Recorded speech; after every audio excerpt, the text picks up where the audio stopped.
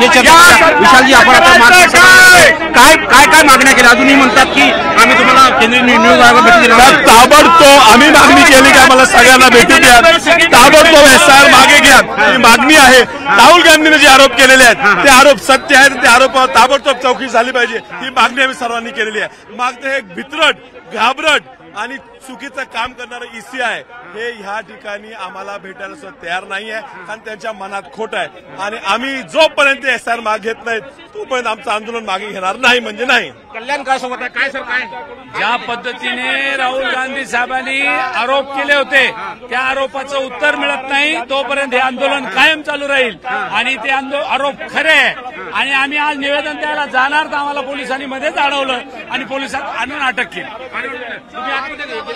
आतमध्ये होता आम्ही मागच्या एक दीड तासापासून मध्ये होतो।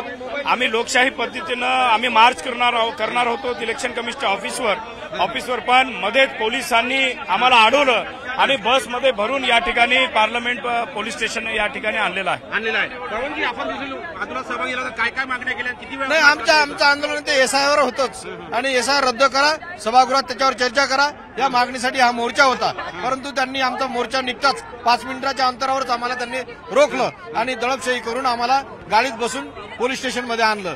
पोलीस स्टेशनमध्ये आणल्यानंतर आम्ही आमचे नावं आमचे पत्ते आमचे मोबाईल नंबर हे सर्व त्यांनी लिहून घेतलं कदाचित त्याची प्रोसेस करण्यासाठी त्यांनी ते केलं असावं असं मला वाटतं। महत्वाचं म्हणजे जर बघितलं सगळ्या पार्श्वभूमीवरती यानंतरची पुढची रणनीती काय आहे पुढची रणनीती ही जे पक्षश्रेष्ठीचे ठरविल महाविकास आघाडीचे नेते किंवा राहुलजी गांधी जे ठरवतील त्या पद्धतीनं आंदोलन आमचं जारी राहील। माझ्यासोबत बजरंग अप्पा आहेत हे चर्चा करूया। सर आपण आता पोलीस स्टेशन बाहेर आलेले आहात पोलीस स्टेशनमध्ये आम्हाला का आणलं का सोडलं हेच कळत नाही। पोलीस स्टेशनने एवढ्या वेळ 2 वाजेपर्यंतची वाट बघितली 2 वाजता सभागृह चालू होणार आहे सभागृह 2 वाजून 10 मिनिटाला आम्हाला सोडलं त्याच्यामुळे फक्त पोलीसचे एकच होतं की सभागृह चालू होईपर्यंत ऍडजस्ट करायचं की नाही काय करतील त्याच्यामुळे आम्हाला तोपर्यंत अडकून ठेवलं। आता पुढची रणनीती काय असणार आहे पुढची रणनीती जी आता सर्व नेते ठरवतील त्याच्याप्रमाणे कारवाई होईल। होते बजरंग अप्पा आहे यांनी सांगितलं नेते ठरवतील त्याला तर कारवाई होईल। माझ्यासोबत सुप्रिया सुळे आहेत थेट त्यांच्याशी चर्चा करूया। सुप्रियाजी तुम्ही बाहेर आलेले आहात आणि आता आंदोलन कसं पुढे घेऊन जाणार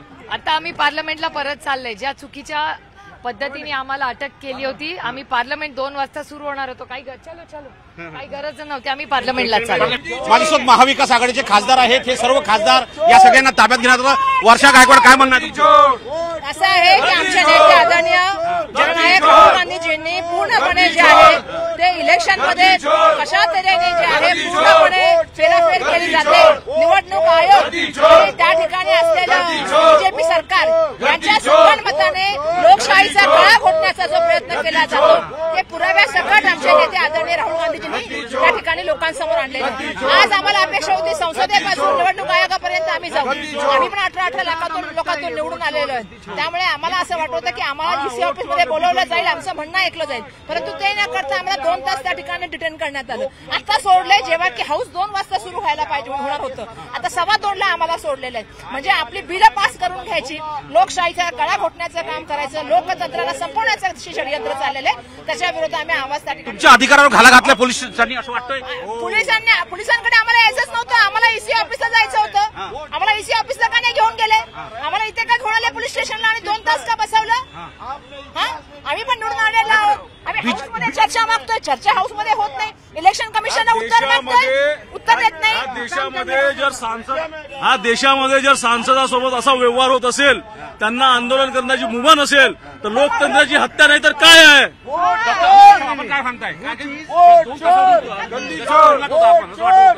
आपल्या देशाची लोकशाही ही नष्ट करून हुकुमशाही आणण्याचा हा प्रयत्न आहे। हुकुमशाही आणण्याचा प्रयत्न आपलं काय निश्चितच हुकुमशाही आणण्याचा हा प्रकार आहे। आमचं आंदोलन अक्षरशः त्यांनी दडपलं आम्ही शांततेच्या मार्गाने आंदोलन करत होतो परंतु शांततेच्या मार्गाने आम्हाला अडवण्यात आलं ही दडपशाही आहे।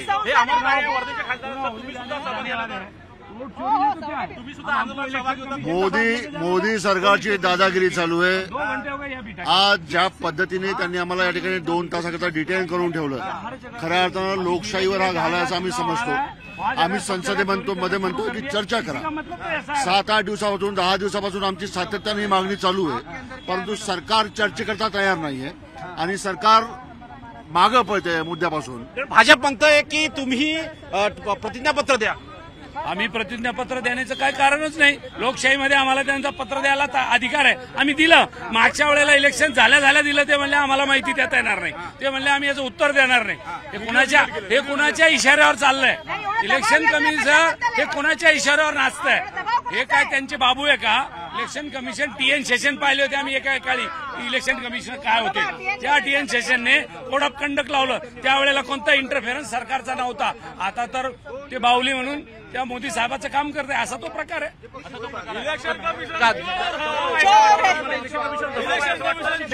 इलेक्शन कमिशनवर दबाव आहे. ज्या तऱ्हेचं स्वातंत्र्य त्यांना मिळायला पाहिजे होतं, खरं तर या स्वायत्त संस्था देण्याचं काम देशाच्या संविधानाने केलं, परंतु हा संविधानावरती घालाय, हा लोकशाहीवरती घालाय. जे लोक लाईनमध्ये मतदान करायला उभे राहतात त्यांच्या विश्वासाला तडा आहे. यानंतर प्रतिभा पाटील आपल्या सोबत आहे, आपण त्याच्याशी भेट बोलण्याचा प्रयत्न करू. प्रतिभाताई आधार कार्ड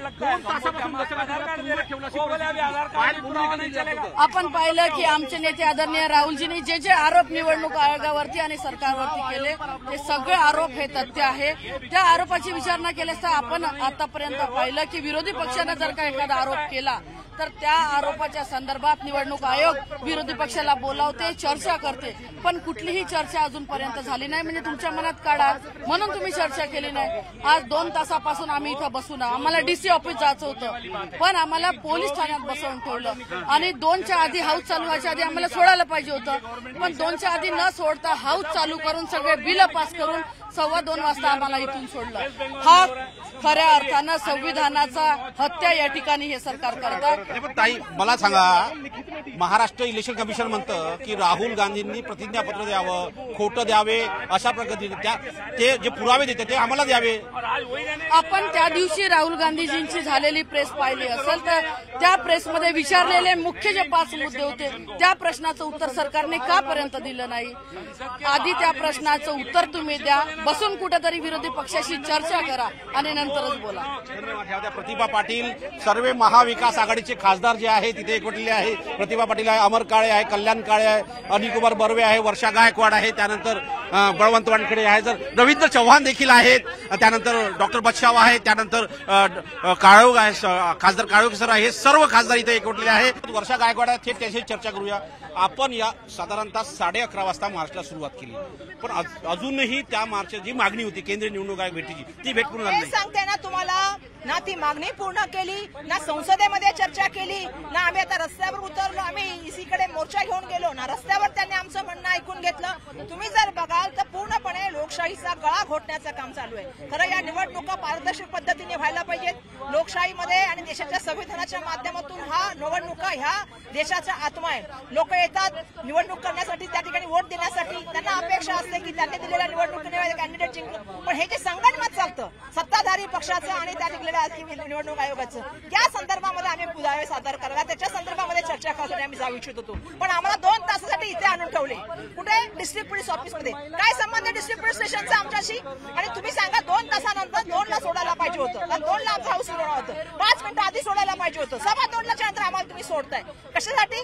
तुम्ही बिल पास करणार, मनमानी कारभार करणार, असं नाही चालणार. या देशाचं संविधान तुम्ही जर पायमल्ली करण्याचं काम करत असाल, लोकतंत्राशी पायमल्ली करण्याचं काम करत असाल तर बिलकुल खपून गेला. केंद्रीय निवडणूक आयोग म्हणतं की राहुल गांधींनी पुरावे द्यावे.